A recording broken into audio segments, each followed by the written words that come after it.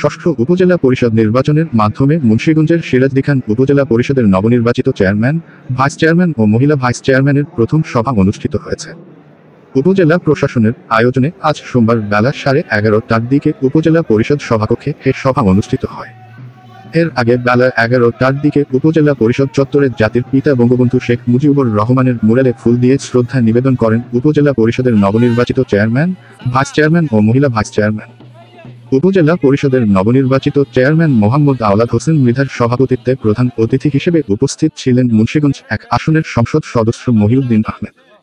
উপজেলা নির্বাহীর কর্মকর্তা সাব্বির আহমেদের সভা পরিচালনায় আরও উপস্থিত ছিলেন উপজেলা পরিষদের ভাইস চেয়ারম্যান মীর মোশাররফ হোসেন সুমন, মহিলা vice chairman advocate Tahmina Akter Tuhin, সাবেক সচিব কে এম তারিকুল ইসলাম রতন, উপজেলা সরকারি কমিশনার ভূমি উম্মে হাবিবা ফারজানা, উপজেলা স্বাস্থ্য কর্মকর্তা ডাক্তার আঞ্জুমান আরা, উপজেলা কৃষি কর্মকর্তা মোহাম্মদ আবু সাইদ সহ বিভিন্ন দপ্তরের কর্মকর্তা, বিভিন্ন ইউপির চেয়ারম্যান, বীর মুক্তিযোদ্ধা, সাংবাদিক ও আওয়ামী লীগের বিভিন্ন শ্রেণীর নেতাকর্মীবৃন্দ।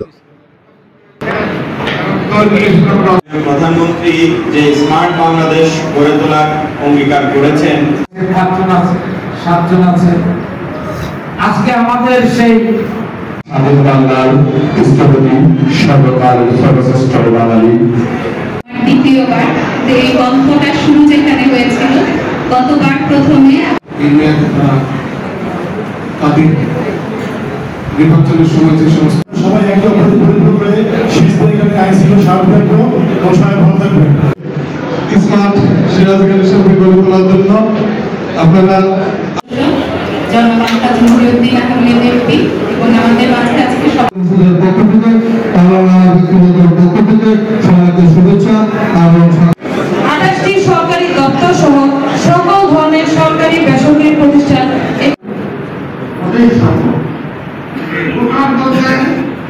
সিরাজদি খান উপজেলা পরিষদের সম্মানিত উপদেষ্টা, বাস্তবপ্রিয় ব্যক্তিত্ব যিনি সিরাজদি খানকে একটি স্মার্ট সিরাজদি জানাচ্ছি এবং আমার বক্তব্য শেষ করছি।